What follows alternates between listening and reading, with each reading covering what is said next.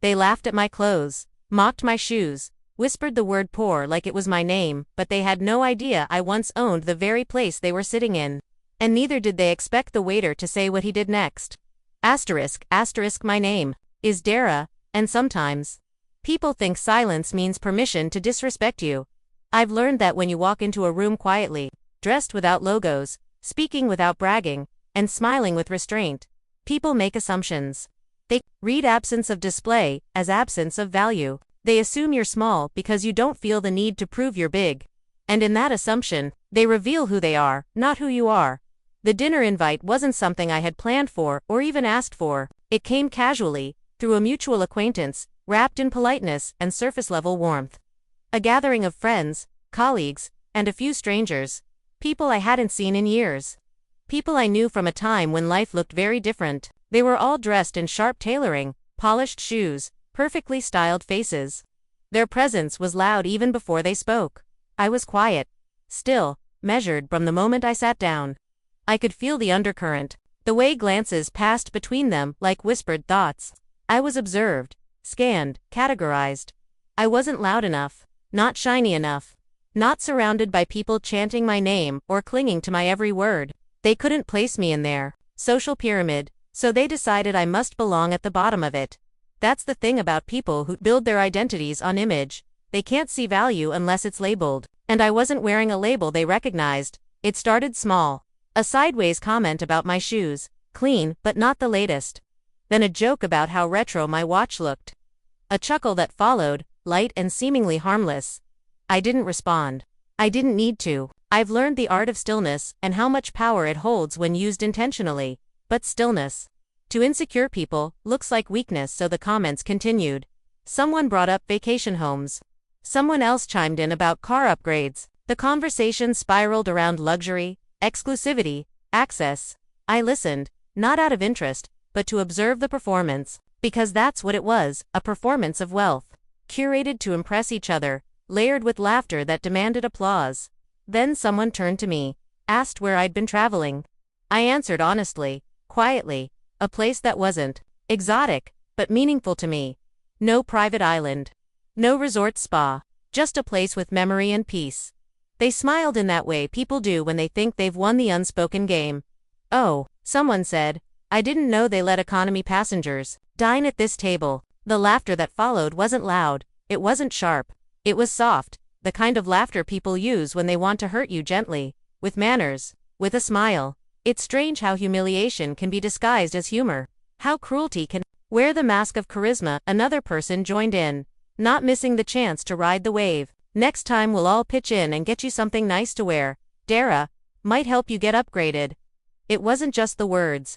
It was the tone, the delivery, the implication that I didn't belong, that I was lucky to be there, that my presence was a glitch in their curated evening. They didn't know me, not really. They knew a version, the one they remembered, the one from before, the one who didn't correct their assumptions, who didn't flaunt anything that would challenge their own egos. They didn't ask how I was. They didn't care what I'd built, what I'd learned, what I'd lost or recovered. All they saw was the surface, and because it didn't glitter in the way they understood, they reduced me to less. It's not that I was hurt. I've been through worse, but I was reminded of how easy it is for people to use status as a weapon, to define others by what they see, never realizing they're only reflecting their own emptiness. What they didn't know was that I had chosen every inch of who I was in that moment. I had dressed with intention. I had arrived without announcement. I had listened without interrupting. Not because I lacked anything, but because I didn't need to perform. There's a freedom that comes with not needing validation, but that freedom threatens those who depend on it, so they mocked what they didn't understand. They mistook humility for inadequacy. They turned me into their entertainment because they couldn't see beyond their own insecurity. And yet, I stayed silent. Because, sometimes, the best response to small minds is stillness. Not because you're afraid, but because you're not competing. You're observing. I watched how easily their charm turned arrogant. How quickly comfort became cruelty. How desperately they clung to one another's approval, like a house of cards waiting to collapse. Each one afraid to be the quiet one. Each one afraid to fall out of sync with the tone of the room. They laughed, but their eyes searched for affirmation. And I gave them none. Because I didn't need their laughter. I didn't need their attention. I didn't need to defend myself against assumptions built on nothing.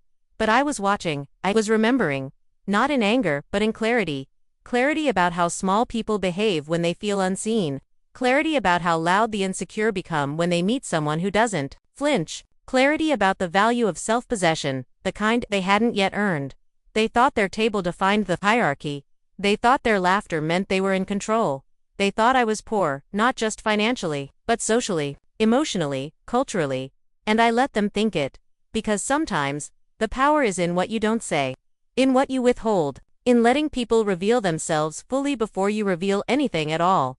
They mocked what they assumed was lack. But what they didn't realize was that true wealth isn't in things, it's in composure.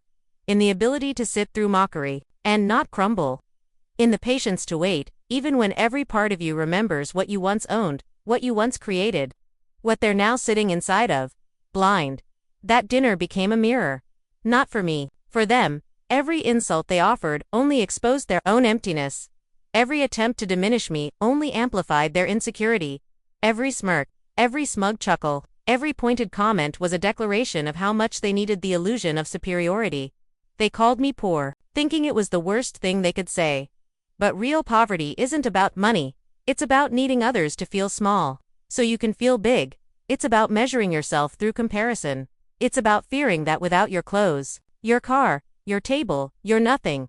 I've seen wealth. I've lived in it. I've lost it. I've rebuilt it. And I've learned that real richness is silent, secure, rooted. It doesn't need to shout. That night, I watched as they shouted, with their laughter, with their outfits, with their judgments.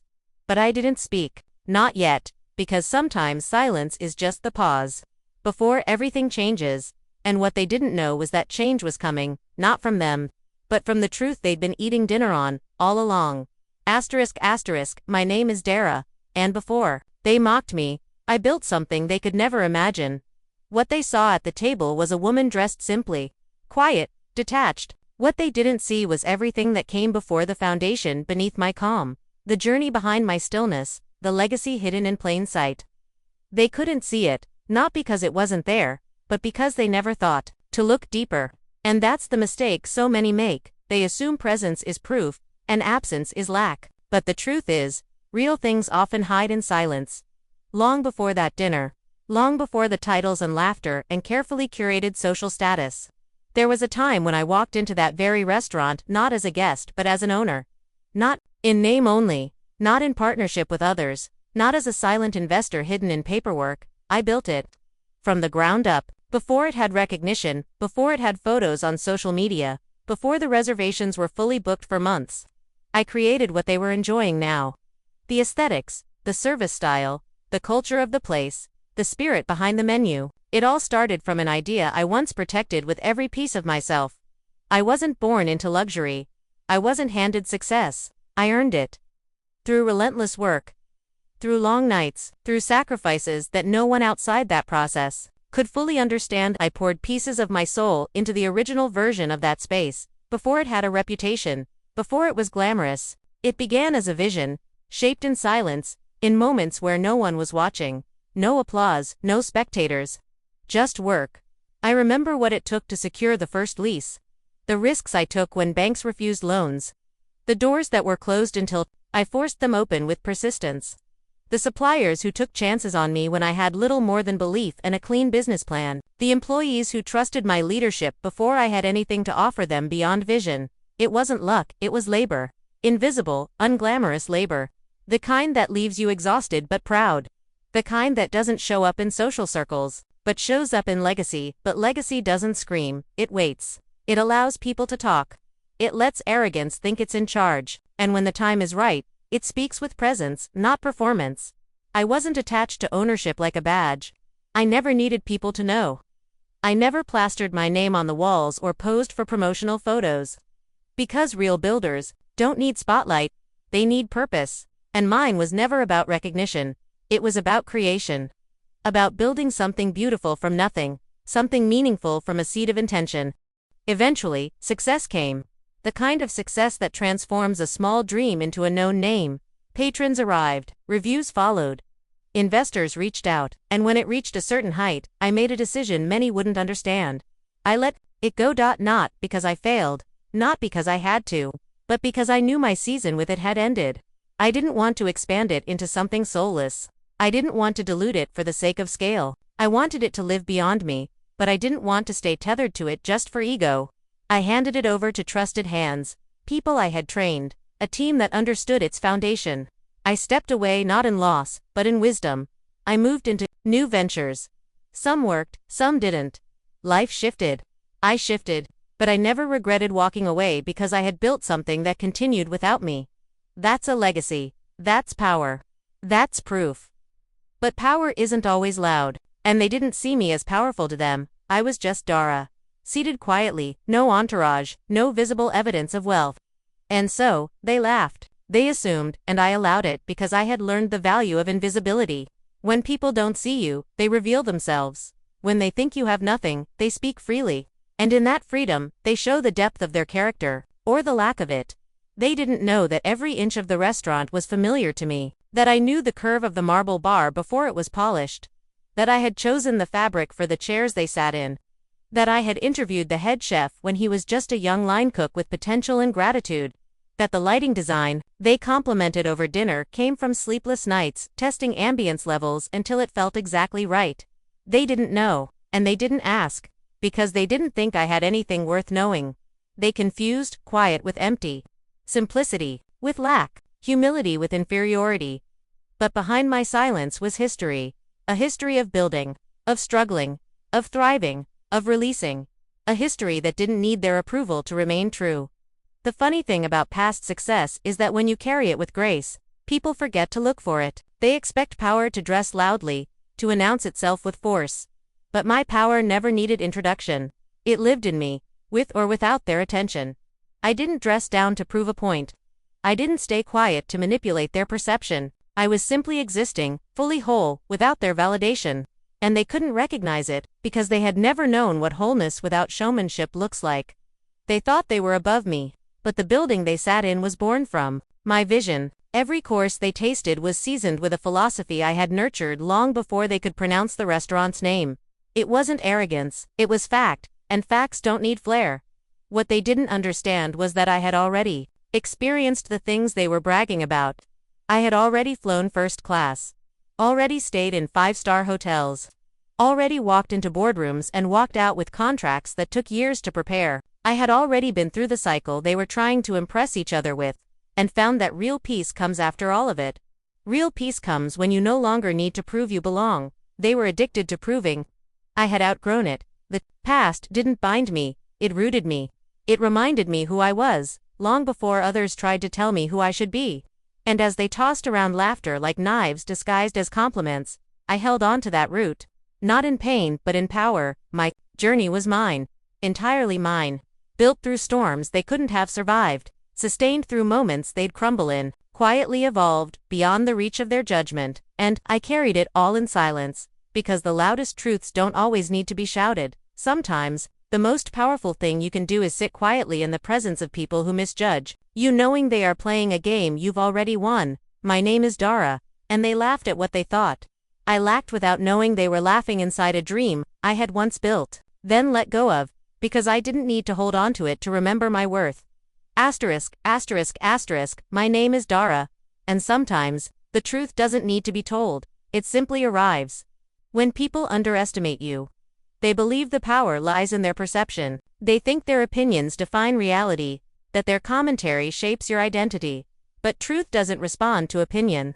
It doesn't argue, defend, or chase approval. It simply exists quietly, patiently waiting to be seen.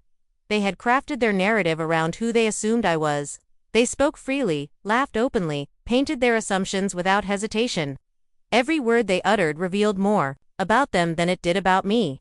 They mistook my stillness for shame, my silence for discomfort, my simplicity for inferiority. They thought they were entertaining each other at my expense. But in reality, they were exposing themselves, layer by layer, to someone who had already outgrown their need for approval. I didn't need to correct them. I didn't need to interrupt. I didn't need to retaliate. Because I understood something they hadn't yet learned. Dignity is not reactive. It doesn't respond to smallness. It doesn't plead for recognition. It stands still. grounded in the knowledge of who you are, regardless of who's watching. There's a unique kind of power in letting people speak freely when you know the truth is on its way. You don't rush it, you don't orchestrate it, you just allow it to unfold. Because eventually, truth steps into the room without needing an introduction. And in that moment, the energy shifts. Not because you demanded it, but because it was always meant to. When the waiter approached, I recognized him instantly. Time had matured his features, added wisdom to his face, but his eyes were unmistakable, kind, steady, familiar. There was a time when he was a part of the very first team I built. He had started young, eager, full of ambition and respect. I had mentored him not just in service, but in leadership, in presence, in how to make people feel seen. He had learned, quickly, moved up steadily, and stayed loyal to the vision long after I had stepped away. He had seen me at my most tired and my most inspired. He had witnessed the late nights, the quiet corrections, the pride I took in every small detail. He knew who I was beyond any assumption the table could have made, not because I had told him, but because he had lived inside the story of what I once built. And now, he stood beside me, not as a server, but as someone who remembered. He didn't ask permission, he didn't hesitate. He greeted me the way one greets someone whose presence means something, not with fanfare, not with flattery, just truth delivered plainly, honestly, without agenda. The words were simple, but they pierced the air like thunder cracking through silence. "Welcome back, owner." And everything stopped, no anger, no embarrassment. Just a quiet collapse of false confidence across the table. It was never about the words. It was about what the words represented. Recognition, respect, truth surfacing after being buried under assumption. In that single moment, the balance shifted. The air changed. The eyes that had once looked down on me now searched for answers. The laughter dried up. The condescension fell silent. And no one knew what to say. Because there was nothing left to say. What they had mocked now stood above them, not in arrogance, but in undeniable truth. What they had laughed at was the very foundation of the experience they were enjoying. The restaurant wasn't just a place to them, it was a status symbol. But to me, it was memory, vision, blood, sweat, and persistence. They had dined in comfort because of decisions I had made long before they ever walked through those doors. They had laughed over meals prepared by people I had once hired, trained, and trusted. They had spoken of wealth while sitting inside something I had created during a time they would have called me nothing. And in that moment, they realized their mistake. Not just the mistake of underestimating me, but the mistake of defining worth through surface. They had operated in a world of illusion, where presence is proven by flash, by volume, by association. They had no category for someone who carried power with quiet. They couldn't process that the least assuming person at the table had once signed the paychecks of the people serving them. They couldn't imagine that simplicity could be strength, that silence could be substance, that humility could be history, and yet, there it was, undeniable, irrefutable. The waiter hadn't meant to humiliate them. He had spoken in truth, in loyalty, in honor. But the effect was more profound than any confrontation ever could have been. It didn't just shift how they saw me. It shattered the hierarchy they thought they were sitting in. They didn't speak right away. Because what do you say when the person you mocked is revealed as the creator of your comfort? When the one you diminished is revealed as the reason you're even there, you say nothing. Because silence, when rooted in truth, says everything. I didn't need to explain. I didn't need to elaborate. I didn't need to perform forgiveness or flex success. The moment was complete in its own simplicity. It wasn't revenge. It wasn't triumph. It was correction, quiet, clean, complete. And the correction wasn't just for them. It was a reminder for me, too. A reminder that the world will often measure you by what it sees, and what it sees is filtered through its own limitations. A reminder that you don't need to correct every assumption because truth doesn't require permission to be real. A reminder that the things you've built, the legacy you've shaped, the power you've cultivated, none of it can be undone by someone else's misunderstanding. They had tried to write me out of the story, but I had already written the chapters they were dining in. Their discomfort wasn't my responsibility, their silence wasn't my burden. Their realization wasn't my goal. I didn't come to teach them a lesson, but the lesson arrived anyway. And, in that, I found peace.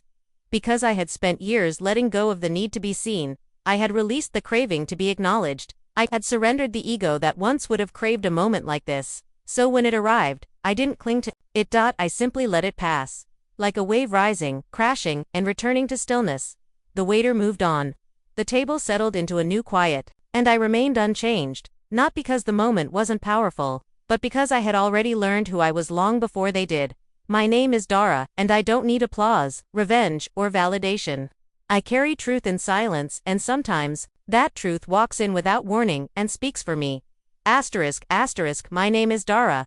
And truth, when it finally steps into the light, doesn't ask for applause.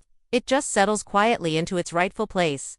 There is a stillness that follows revelation, not the kind of silence that is empty, but the kind that is full of clarity, full of recognition, full of subtle understanding. It's the kind of silence that speaks louder than all the noise that came before it. The kind of silence that demands nothing more than presence. That's what the moment gave me. Presence. Not of people, not of admiration, but of truth, pure and complete. They had misjudged me. They had laughed at what they thought they saw, never imagining that everything they valued in that setting came from the very person they dismissed. But it wasn't their misjudgment that mattered. What mattered was that, for the first time, in a long time, they were forced to stop looking at me through the lens of assumption. They had no script for what came next. No ready response. No clever line to cover their discomfort. Because what had happened wasn't confrontation. It was exposure.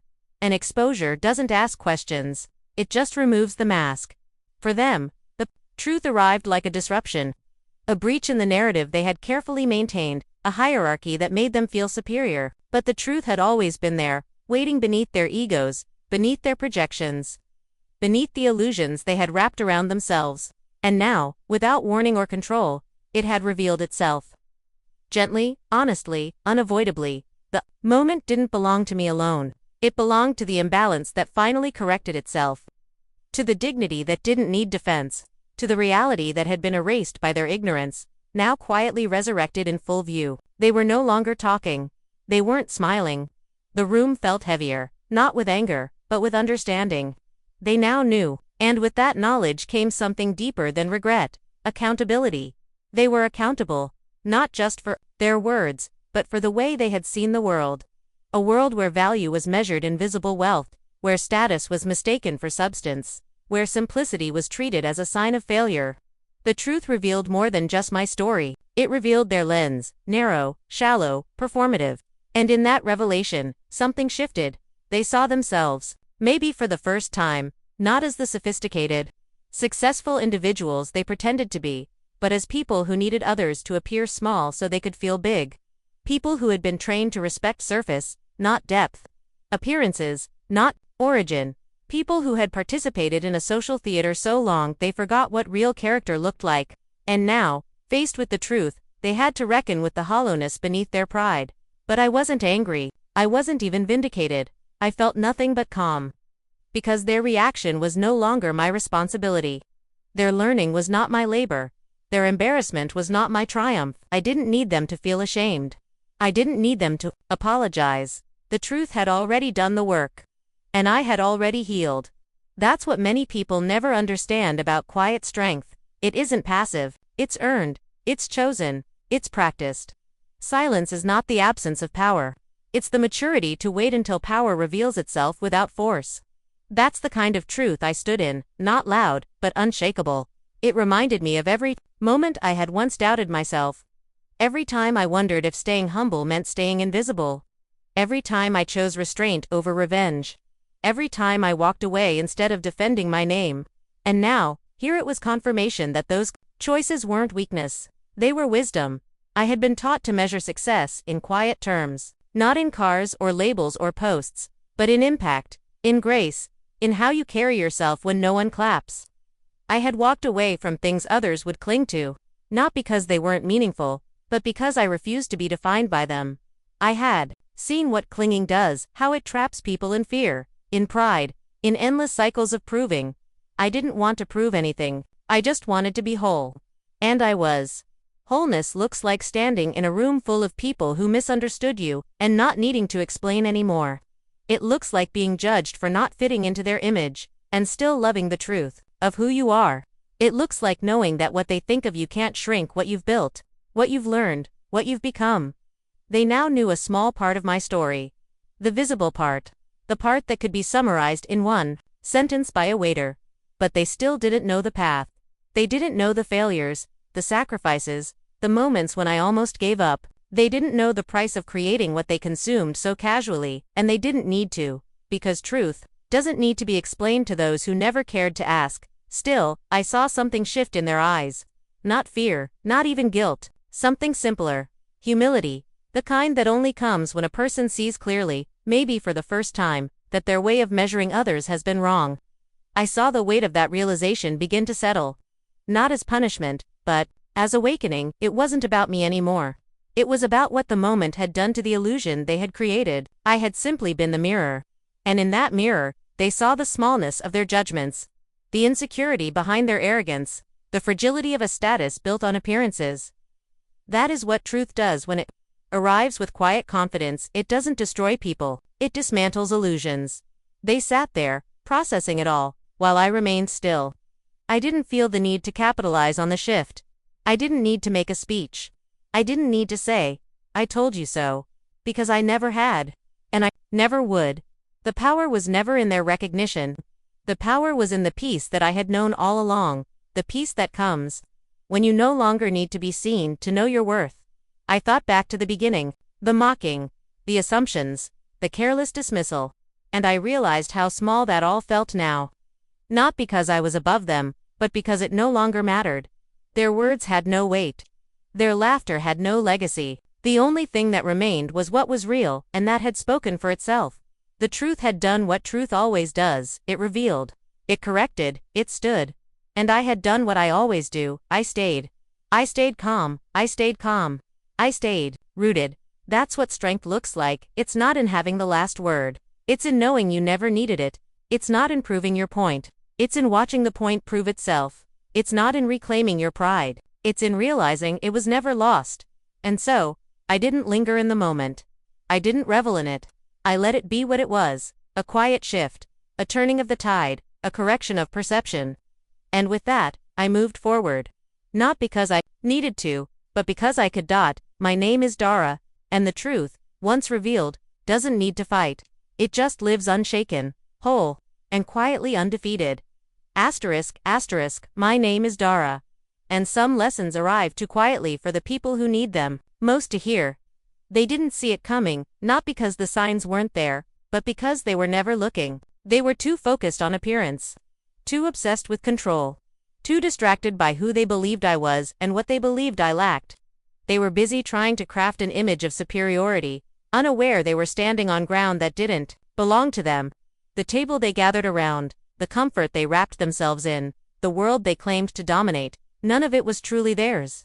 They hadn't built it. They had simply arrived late to something someone else had shaped with care and left behind in peace. The irony was never in their cruelty. The cruelty was simple, predictable, shallow. The irony was in their blindness, how they misjudged value so badly that they mocked its very source. How they believed they were seated at the top of something, when they were never even close to the roots. They had learned how to perform prestige, but not how to embody it. They had learned how to wear confidence, but not how to earn it. They could spend money, recite names, mention travel destinations, and wear status like a second skin, but when truth walked in, they had nothing left to stand on. I don't know if they'll ever fully understand the lesson. Because true lessons don't just land on your ego. They require reflection. Not everyone is ready to reflect. Some people will sit with the discomfort for a moment, and then bury it under another layer of denial. They'll rewrite the moment, edit the memory, pretend it wasn't as significant as it felt. They'll laugh again later, not because they've grown, but because they've forgotten how it made them shrink. They'll speak of it with casualness, shielding themselves from its message with detachment, and that's fine. Because the lesson wasn't for everyone, it was for the ones who saw something real, the ones who noticed how quickly the room changed, the ones who recognized the difference between noise and presence, the ones who felt their chest tighten, not with guilt, but with recognition that what they witnessed wasn't just a shift in social dynamics, but a reminder of something they had long lost or never known. Humility. Humility is the lesson they never saw coming. Not humiliation that belongs to ego, but humility, the soft, steady truth that you're never above another human being. That status means nothing without character, that your perception is not the full story, that every person you underestimate may carry more than you can ever comprehend. Humility teaches us that power doesn't come from being seen, it comes from being steady. That wealth doesn't come from what you wear, it comes from what you've weathered. That dignity doesn't come from public image, it comes from private truth. And if they were paying attention, even for just 1 second, they would have felt it. They would have felt the hollowness of their jokes echo against the weight of real history. They would have felt the strength of silence standing taller than all their noise. They would have noticed how small performance becomes in the presence of peace. That was the real lesson, the quiet collision between illusion and identity, the collapse of ego under the gravity of truth. But I didn't come to teach. I came to be. I didn't plan the moment. I didn't wish for it. I didn't need it. That's what made it powerful, because sometimes the greatest impact comes from the things that happen without effort, from the truths that don't require strategy, from the justice that unfolds on its own. And maybe, just maybe, the universe decided that some lessons don't need to be delivered with fire, only with presence. The lesson wasn't about me being right. It wasn't about showing them who I was, it was about showing them who they had become. People who laugh at the cost of others. People who define themselves through contrast. People who believe power is in ownership of things, rather than ownership of self. And that's the most dangerous kind of poverty, the spiritual poverty of needing to diminish others to feel tall. What I hope they saw, if they were willing, is how easy it is to lose sight of decency in pursuit of status. How fragile image is when built on judgment. How quickly the ground disappears beneath you when you forget that others, too, have walked it before you and left footprints you never bothered to see. I don't know what they'll take away. Maybe some will brush it off. Maybe some will make quiet internal shifts. Maybe some will revisit how they speak to people, how they make assumptions, how they define value. Or maybe they won't. Maybe their world will remain the same, but mine won't. Because even though I didn't need the moment to validate me, I let it remind me. Remind me of what I've survived. Remind me of what I've built. Remind me of what I've released. Remind me that silence can be powerful, that composure can be louder than shouting, that walking away whole is more victorious than any verbal sparring. I am not the story they told at the table. I am not the joke. I am not the lesser. I am not what their eyes saw when they scanned my clothes, my posture, my stillness. I am something else entirely. Something they weren't ready for. Something they may never fully understand. But that's okay. Understanding is not owed. Respect is not begged for. Dignity is not rented from the approval of others. I walked in, with all of it, and I walked out with even more. What they never saw coming was that I didn't want revenge. I didn't want their admiration. I didn't want to be proven right. I wanted peace, and I had it. The lesson they never saw coming was not that I had owned the restaurant. It was not that the waiter had recognized me. It was not that I had succeeded, despite their assumptions. The lesson was that I didn't need to react, that I didn't need to perform, that I didn't need to explain. That real power, real identity, lives in what you don't need to prove, and that lesson will echo far longer than their laughter ever did. Because moments pass, but truth remains. And the truth is this: respect cannot be faked, presence cannot be bought. And some of the wealthiest people walk through the world quietly, not because they have nothing to say, but because they know they no longer have to speak to be seen. My name is Dara, and I was never poor, not in spirit, not in worth, not in legacy. I was just quiet, long enough for the lesson to arrive, and when it did, it spoke louder than any voice ever could.